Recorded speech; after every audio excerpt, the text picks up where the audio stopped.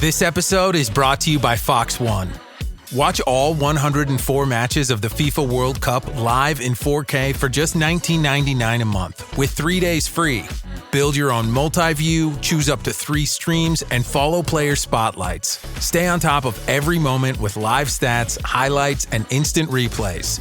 The FIFA World Cup, streaming live on Fox One. Offers are subject to change. See fox.com for complete terms and conditions. Listen, all you New Yorkers. Taxi! Okay, man, we're looking around. This is the 77 WABC minicast. Well, let's go to KT McFarland. You guys, breaking news on Iran. Breaking news, WABC. And joining us now is former Deputy National Security Advisor under President Trump, KT McFarland. KT, there's a lot of very passionate reactions. That's a nice way to say it. After the memorandum came out today, President Trump unveiling the 14 points. What do you think? And you can see there are a lot of people who are a little unhappy. Look, I think it's a great plan. It may not be a satisfying plan because we would like to see all the mullahs in the IRGC lined up and shot, but that's not a very realistic plan to do that, to have them all shot. Why? First of all, the people who say that the mullahs and the IRGC are even more powerful, no, they're not. They have an economy in shambles. They have a military that's been completely defanged. They don't have a defense industrial base left. They can't make more missiles. They don't have proxies. Those guys have all been eliminated. And we are now going to be able to watch everything they do with their funds. We now have complete visibility on all their offshore money, all of their cryptocurrencies, so we can see what they're spending their money on. So I don't buy this that somehow the mullahs are all empowered. I think that what we've now seen, secondly, is that there seems to be several groups in Iran, the pragmatists, the crazies and the craziers, but at least the little crazy guys, the pragmatists, they know they've got a country of 91 million people to run. And so they know that they've got to cooperate with the United States or they don't get the funds, they don't get the money, they can't do the rebuilding. The thought is it's going to be $1 trillion of rebuilding. It's going to take them at least a decade. So if you think you're just going to take 91 million people and put them into dire bankruptcy and destitution for a decade, that's a breeding ground for terrorism and extremism. The other thing I would point out is that everything President Trump has talked about, they don't get a nickel unless they behave, unless they do what we want them to do, not only with the nuclear weapons, but with regard to their military and all the other things they've got to do to rebuild. So, I think that this is the best possible world that you could have, because you don't have regime change unless you got a new regime that's ready to come in, and there isn't one. There's not some opposition party that's going to immediately move into the leadership position. And we sure as heck don't want to occupy and have to be the leadership position. But on the other hand, we shouldn't just walk away like Obama did with Libya, get rid of a dictator and then hope that the best happens, and the best never happens. So I think it's a very good plan that President Trump has, especially because it's performance-based. We could bomb them again tomorrow if they don't obey. We can shut down their currencies again if they don't obey. So I think he's got a prospect of a peace, but then he's looking ahead to what happens next, and that's a Middle East that's economically thriving. And KT, obviously that would be a great thing if there's freedom and peace and all those other things. I'm just going to play skeptic, just because I was listening to some of our friends like Trey Gowdy and people like that. Right. Trey Gowdy really was very disappointed with this deal. He said that President Trump is making Iran richer, that this deal essentially is making Iran richer by allowing them to get access to this, the reconstruction, even though it's not U.S. dollars. There's money's fungible, as we're talking about. He also said that we had all this leverage. I think he believes, and we've had Jack Keane on the show too. Right. Jack Keane certainly believes that there was another 20% of targets to hit, and that the job should have been finished and pummeled them. Those are the 20% of the targets that we hit if they break the agreement. I mean, I guess I'm just somebody who's been around the Vietnam War and the Afghanistan and Iraq, and every time we do a regime change that we force on somebody and we try to impose new leadership, it doesn't work. Slow rolling regime change is exactly what we want to happen, and that could occur over months, weeks, who knows. But the idea that the mullahs are somehow stronger, they're not. They don't have any money. And the minute they get out of line, they get bombed again. They get their money shut down. And again, it's not satisfying. We would love them KT, all don't to they just be get lined up money? and shot. Don't they get money at the? No. Hold on one second. Don't they get money on the Strait of Hormuz the minute it opens?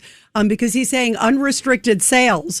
Don't they get money? They'll be able to sell oil. They will be able to sell oil, but the minute they start misbehaving, that shuts down again. The Armada's going nowhere. It could turn back on tomorrow, and we could bomb Karg Island. We could do a lot of damage to whatever is remaining of their military infrastructure, should we choose to do it. It's all performance-based. And, okay, so maybe people think that the better thing to do would just be to line them all up and shoot them, but I don't think that augurs well for a country of 91 million people. I think so look, we've got the opportunity to punish them all. That was the problem with Obama. He never had any punishment mechanism if they broke the deal. Right, he had zero. Zero. It was just got a strong note to follow. President Trump has the Armada standing by, ready to bomb. That Armada is not going away. Yeah, and he made that clear today. I did like that part, believe me. I like that part where he said, we are locked and loaded and ready the minute they break it. And he said, and believe me, we'll use it. To me, this is the only resolution of the situation that has a prospect of a peaceful generation. Anything else, either leaving a powerful mullet, they're not powerful. They don't have any proxies. Obama didn't do anything, right? The proxies remained. The missile systems were there. The nuke program, they could have nukes within a decade. Obama had none of this other stuff. President Trump has done what Reagan did in the Cold War. It's called the anaconda theory, by the way. It's the anaconda policy, where you have a snake that just sort of wraps itself around and around and around and strangles them. And so what Trump did was got rid of the proxies, got rid of the terrorists, got rid of the finances, and then with the military operation, got rid of their military and their army, their navy, their air force, their command and control, their missile defense systems in Syria, understands where the money is now. We now have complete visibility of all the banks. So let's say Iran says, okay, we're going to sell our oil tomorrow. We're going to make all this money. We're going to build hospitals. We're going to see if they're building hospitals. If they're not building hospitals, if they're starting to rebuild nuclear sites, terrific. We'll bomb the nuclear sites and we'll cut off the money. And, KT, the one thing is the markets are very smart. The price of oil is down to $74.95. Wow. The lowest it's been in a while. So all the nuclear scientists that are looking for negatives, the markets who put up real money are the smart ones. Oil is down to $74.95. The interest rates did not go up as people were saying, oh, it's got to go up, it's got to go up. They're full of crap. And Rudy Washington, you congratulated me before. What did you say before? I congratulated you before, and I think Steve was in the room the last time. We have a witness? We have a witness? All right. Where the experts were saying it would take the summer for the price of oil to come down if there was an agreement. It would take several months. And Secretary Wright saying that oil is going to go up to 2027. Exactly. Yeah, and I said he was full of crap. No, yes, you did. That was a doozy. You said within a week, John. Exactly. I asked you that question. You said within a week the price of oil goes down and the price of gasoline at the tank goes down. KT, I walked in and I bowed. I said, I got to give it to you, Kat. You called it. And KT, I want to say something that I was saying to them in preparation for the show. You're the first person I've heard say it, and which was the most important thing. The Obama agreement created a glide path for a nuclear bomb within 10 years, which would have been 2025. So could you imagine the way they are dug in the Straits of Hormuz, if they had a nuclear bomb or several, what they would be doing to the world? The whole world would be hostage. But you're right. So they would have nukes that hold the whole world hostage. But 5 minutes after they had nukes, everybody gets nukes because the Saudis will buy the Pakistani nukes.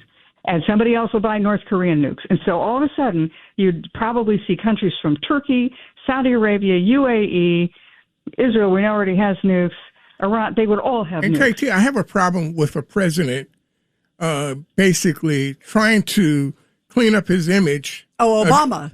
Yes. Oh, President, it's horrible. His image against Trump's deal with his deal, and there's no comparison. By the way, I think it's disgraceful. KT, isn't there sort of always, I've covered presidents for how many decades, there's always sort of a gentleman's promise that you don't necessarily, especially at a time of war. My goodness, Obama should shut his mouth. Well, do you think he's a gentleman? I'm not so sure. Yeah, maybe I'm I being wouldn't put too him in that kind. category. You're right, KT. Maybe I'm being too kind. But I mean, to me, it's really distasteful, to Rudy's point, that he's trying to like reincarnate his image and reconstruct. And he is trying to make it sound like this is the exact same deal. Our deal was even better, which I don't think this deal is great. I'll be honest with you, but I will say it's a heck of a lot. There's no comparison. Exactly. I agree with you. It's a heck of a lot better than anything Obama had. Judge Weinberg. I'll agree with KT that I think Obama is reprehensible. Oh, what about the rest of it? The rest of it, I'm going to file a dissenting opinion for breakfast in the Hamptons. Oh, there you go. KT, you heard it. Extra coffee. Wait. Hold on. We got to get your mic on here. Oh, I'm sorry about that. Go ahead. I was just going to say reprehensible, just like the structure and the design of his new library. Exactly right. Exactly right.